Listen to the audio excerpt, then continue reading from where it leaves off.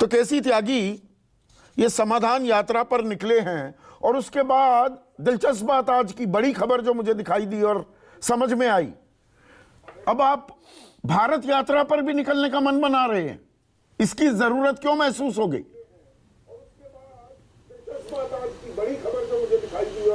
संदीप जी, मैं अपनी शुरुआत अपने मित्र सुशील मोदी जी के वक्तव्य से करना चाहता हूं, जिन्होंने नीतीश कुमार जी पर 350 करोड़ रुपए का जेट और हेलीकॉप्टर खरीद करके समूचे देश में यात्रा पर निकलने का आरोप लगाया है। मैं नीतीश कुमार जी के साथ लगभग 45-46 वर्षों से हूं और इधर जब जनता दल यू बना है उसके साथ लगातार हूं। नीतीश कुमार जी दिल्ली जब आते हैं, मैं ऑन रिकॉर्ड आपके चैनल पे कह रहा हूं, और चुनौती के तौर पर जब भी दिल्ली आते हैं सरकारी विमान से नहीं आते हैं, वो प्राइवेट प्लेन से आते हैं।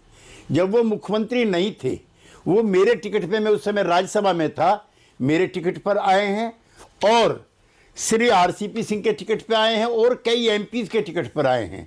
अपने प्रदेश से बाहर जब दर्जनों बार वो गए हैं, एक बार भी उन्होंने स्टेट हेलीकॉप्टर का और जहाज का इस्तेमाल नहीं किया है। लिहाजा मेरे बहुत बढ़िया दोस्त सुशील मोदी जी से कहना चाहता हूं कि हम अलग होते हैं, लेकिन कटुता और वैमनस्य हमारे बीच में नहीं होना चाहिए।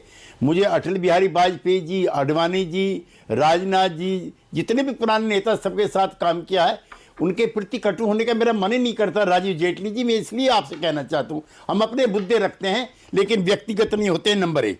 नंबर 2, संदीप जी, यात्राओं का एक लंबा इतिहास है, मेरे पास एक लंबी फहरिस्त है। बहुत संक्षेप में कहूंगा, ये यात्राएं स्वयं को स्वावलंबित करने के लिए, जन जागरण करने के लिए, और ये पद के लिए यात्रा नहीं है। नाम इसका पद यात्रा है, यात्रा है। ये जन जागरण होता है, स्वावलंबी होता है। सबसे पहली यात्रा पैगंबर की है, मक्का से मदीना 400 किलोमीटर की, कामयाब रही। दूसरी शंकराचार्य की है, जब हिंदू धर्म संकट में था, उसके रिवाइवल के लिए शंकराचार्य जी निकले हैं, वो भी कामयाब रही। तीसरा लॉन्ग मार्च माओ से तुंग का है, जापानी इंपीरियलिज्म के खिलाफ, वो भी कामयाब रहा।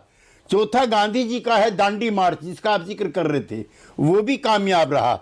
चंद्रशेखर जी की पदयात्रा थी कश्मीर से कन्याकुमारी तक, वो जिस समय कर्नाटक की सीमा में प्रवेश किए हैं। पॉलिटिकली उसी दिन वहाँ सरकार बनी थी रामकृष्ण हेगड़े की, जिसके शपथ ग्रहण समारोह में जाने का सौभाग्य मुझे भी प्राप्त हुआ था। फिर आपने वाईएसआर का जिक्र किया, उसी में एक यात्रा के बारे में राजीव जेटली जी से मैं बहुत स्नेह भाव के साथ कहना चाहता हूं कि जो सोमनाथ से जो यात्रा निकली थी, अकेली वो यात्रा थी जिसमें हिंसा भी थी। मैं उस समय मुलायम सिंह यादव जी के साथ समाजवादी पार्टी में था। उत्तर प्रदेश में जहां जहां भी यात्रा हुई, मैं आडवाणी जी का बहुत आदरपूर्वक जिक्र करना चाहता हूं, क्योंकि हमारे एनडीए के नेता रहे हैं वो, लेकिन जहां जहां गए वहीं दफा 144 लगी, कर्फ्यू लगा और हिंसा हुई। लेकिन अब जिस समाधान यात्रा का आपने जिक्र किया, एक यात्रा इस समय राहुल जी की चल रही है। बहुत स्पष्ट उद्देश्य उन्होंने, राहुल जी ने एक्सप्लेन किया है कि देश में भय, घृणा और इंटॉलरेंस का एटमॉस्फेयर है। मैं भारत को जोड़ना चाहता हूं और उसके लिए मैं समूचे देश में निकला हूं। हमारी पार्टी की उसके लिए शुभकामनाएं हैं। और उत्तर प्रदेश में जब प्रवेश की यात्रा, जनता दल यू के प्रदेश अध्यक्ष समेत हमारे कार्यकर्ताओं ने उसका स्वागत किया। आपने मेरे